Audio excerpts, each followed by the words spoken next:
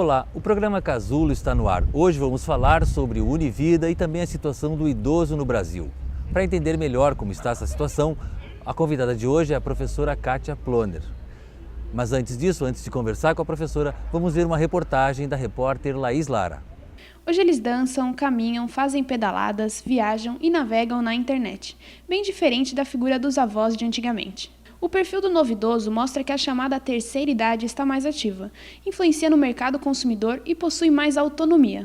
Nas horas vagas, em primeiro lugar, acordar cedo, de preferência entre 6 e 7 horas da manhã, pegar a bicicleta, fazer toda a orla de Balneário Camboriú, depois voltar para casa, tomar um café, ler o jornal e à tarde mais umas boas caminhadas. Amo, adoro ficar nessa praça, fazer uma caminhada e olhar a arquitetura aqui da cidade. É pedalar, andar de bicicleta, jogar um futebolzinho de vez em quando. Eu gosto de fazer tudo, lavar roupa, fazer comida, capinar, rachar lenha, tudo eu gosto.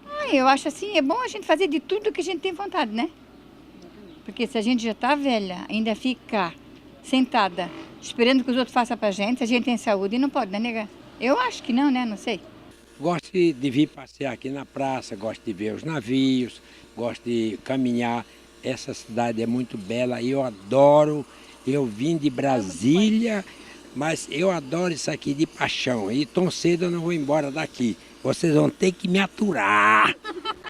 No censo de 2010, o IBGE revelou que a população idosa no país tem aumentado. Eles eram 4,8% do total em 1991. Passaram para 5,9% em 2000 e chegaram a 7,4% em 2010, o que corresponde a cerca de 14 milhões de pessoas. Esse número de idosos é maior que em muitos países da América Latina. Tanta gente assim precisa manter o corpo e a mente saudável. A professora em Educação Física e especialista em Gerontologia, Luciana Alves, dá algumas dicas. Na verdade, o importante é que a pessoa faça um exercício que lhe dê prazer. Então, não tem uma regra de qual exercício é mais indicado. A regra é ter alguém, né, prescrever nesse exercício e acompanhando na hora que a pessoa for realizar ele. Então, não adianta eu fazer, musculação é melhor para idosos, mas se a pessoa não tem prazer em fazer musculação. Então, ela tem que buscar algo em que ela vai sentir prazer em realizar aquele movimento, né, aquela atividade corporal. Para praticar exercício físico é preciso que ele tenha um atestado médico, ele passa por uma bateria, uma avaliação médica, depois ele vai passar por uma avaliação física, testes, né, que vão detectar qual é a necessidade dele para que ele possa realizar o exercício adequado e não tenha nenhum risco de lesão, né. Então, por exemplo, se a pessoa tem uma diabetes, ela tem que informar um professor, o médico tem que dizer o que ela pode fazer, né, então ela tem que dizer qual o problema que ela tem de saúde para que o profissional de educação física consiga fazer a programação adequada para aquela pessoa. O idoso ele deve ser percebido numa visão gerontológica, que é o seguinte, ele tem que ter um atendimento do profissional de educação física, do fisioterapeuta, do psicólogo, do médico, do enfermeiro, de vários profissionais que vão atuar naquele ser. Então, assim, o ser ele tem várias facetas, né? Não é só o exercício físico que vai ser a melhoria da qualidade de vida dele. A qualidade de vida vai englobar tudo que envolve aquela vida dele mesmo. Então, assim, essa visão da gerontologia é uma visão que observa a pessoa sobre vários ângulos, né? De várias formas.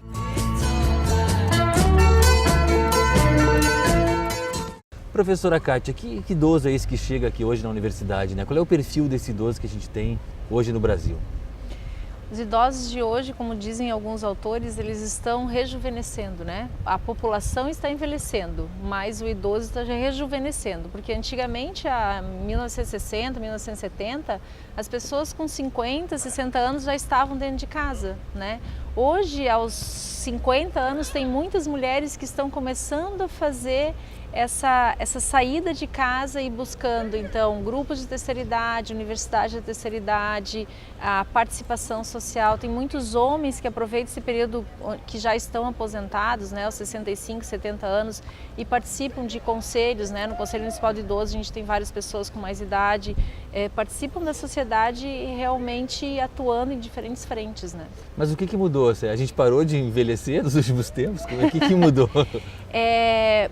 Para ter um envelhecimento populacional, a gente tem que ter a redução da natalidade, que nós em 1960 a gente tinha em torno de 6 filhos por mulher. Hoje em dia nós temos 1,89 filho por mulher, né? Então reduziu muito a natalidade e aconteceu a longevidade devido à melhoria no saneamento básico, melhoria da medicina, né? Então as pessoas estão morrendo mais hoje de doenças crônico-degenerativas que vão causar morte muito mais velhas, né, com 80 e poucos anos, do que com doenças infecto-contagiosas que acontecia então na metade do século passado. Quer dizer, então, a evolução da medicina é a grande responsável por isso, né? É a grande, e também as mudanças sociais, né, que nós tivemos mudanças no trabalho, a gente tem mais seguridade no trabalho, né, hoje em dia a questão da segurança no trabalho é muito considerada, então houve uma mudança social que fez com que as pessoas envelhecessem mais. Antes se trabalhava muito também, né, a questão da carteira assinada, né, tinha várias pessoas que trabalhavam 12 horas por dia, né, isso aí também era bem complicado, né? Sim, também a gente tinha essas questões. E hoje em dia a questão no Brasil é que na Europa, de um modo geral, essa transição demográfica, que é o nome que a gente dá para esse envelhecimento da população, aconteceu em torno de 100, 120 anos. Nós aqui no Brasil estamos sofrendo isso em 30, 40 anos, né? Então está sendo muito rápido essa mudança. Porque eu lembro, né? Eu mesmo lembro quando era pequena, eu falava, pô, a pessoa com 50 anos, né? Era o senhor, a senhora, né? E hoje faltam 2 anos para chegar nos 50, né? Então realmente é uma mudança extraordinária, né? É uma mudança. Antigamente as pessoas com 50 anos já, né, ficavam com o cabelo muito branco, ficavam sentados em casa esperando, né, alguma coisa acontecer, esperando a doença chegar, né? Esperar a morte também, né? Esperar a morte chegar. Hoje em dia isso já acontece muito mais com pessoas de 80, 80 e poucos anos de idade, né? Hoje nós temos em torno de 15 a 20 mil centenários no Brasil, né? Então o número de centenários é a população que mais tem crescido no Brasil. E hoje a gente tem, né, em torno, eu até estava vendo a reportagem da Laís, em torno de 14 milhões de idosos, né? É quase um país praticamente, né? É quase um país. Em 2030, em 2050, a ideia é que a gente tenha quase em torno de 30% de idosos, né? Muita gente. Então a previsão é que a gente vai virar uma Europa, assim, que a gente chega e vê aquele monte de velhinhos na praça. A tendência é aumentar, né? A tendência é isso aumentar cada vez mais. E a gente não tem uma sociedade que esteja muito organizada para essa situação, né? A nossa sociedade é muito imediatista. Então a gente pensa hoje ainda muito em escolas, em creches, e a gente não pensa em instituições que possam abraçar essa experiência que o idoso tem, que possam promover, né, esse contato do idoso em outros espaços sociais. Essa preocupação acontece pouco ainda. Ainda é pouco, a gente tem muitos programas em quase todas as prefeituras, né? Tem muitos programas, mas as pesquisas multidimensionais, como a gente já fez, né, batendo de casa em casa, mostra que as pessoas que vão para grupos dá em torno de 12 a 15%. Então a gente tem uma grande população que elas muitas vezes recebe visitas de amigos ou de familiares, vão à igreja, mas ainda estão muito dentro de casa, né? Especialmente as mulheres. Muitos homens continuam trabalhando, a gente tem um percentual grande de pessoas que são aposentados legais, como a gente chama, né? Que se aposentam, mas na verdade continuam no mercado de trabalho de modo informal. Mas assim, nos programas mesmo, participando da sociedade, a gente tem pouco. Uma participação massiva ainda, então não é. Não é. A gente tem a impressão porque é o que mais aparece, né? A gente tem 2 idosos que aparecem na mídia, assim, de modo geral. O idoso do asilo e o idoso dos grupos, né? O idoso que está vivendo saudável e o idoso que está doente, precisando.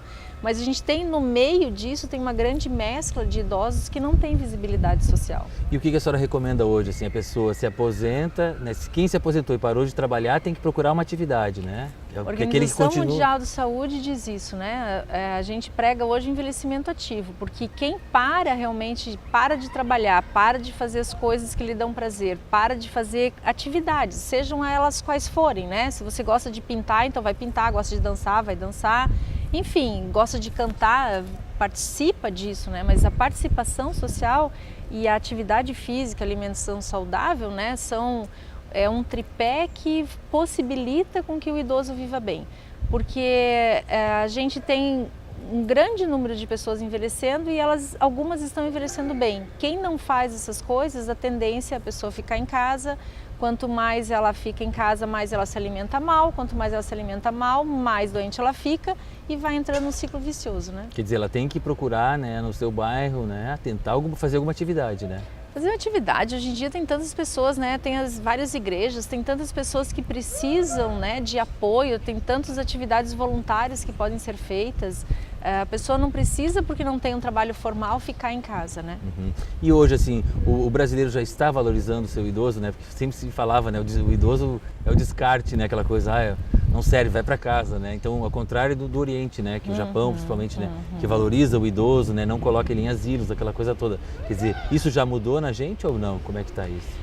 As pesquisas têm mostrado que as pessoas com uma renda mais baixa valorizam mais o idoso do que com uma renda mais alta, porque com esses programas que existem no Brasil hoje, né, de distribuição de renda, então com o idoso recebendo um salário, as pessoas acima de 70 anos que têm uma família que recebem menos de 2 salários per capita, elas também recebem um salário, né? Então, às vezes, esse salário desse idoso é o que garante o sustento da família, garante a continuidade de um recebimento, né? Às vezes a pessoa fica desempregada e aí esse salário desse idoso traz essa garantia. Então, nessa população de baixa renda, realmente está mudando muito a representação social do idoso. Mas na população de uma renda maior, depende muito da inserção dessa pessoa. Se é uma pessoa que tem mais status na família, se é uma pessoa que ainda tem o comando na família, ela tem uma valorização social, sim. Mas se é uma pessoa que está mais doente, que está mais debilitada, que está mais dependente dos filhos para fazer compra, para cuidar das contas, esse idoso então é menos valorizado. Ainda precisamos evoluir nessa área? Precisamos, a gente precisa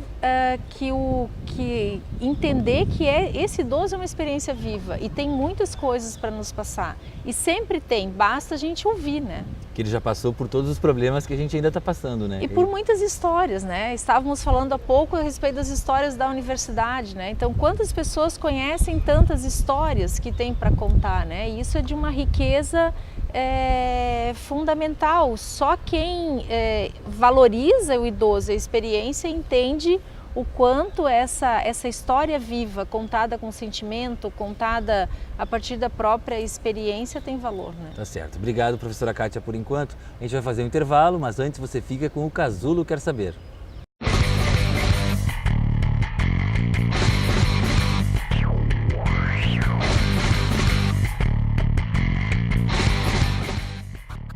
O Casulo Quer Saber. Perda de memória, alterações de humor, dificuldade em se comunicar, repetição frequente de frases são sintomas de que doença? Alternativa A, Parkinson. Alternativa B, Alzheimer. Alternativa C, depressão. Ou alternativa D, esquizofrenia. Confira a resposta após o intervalo.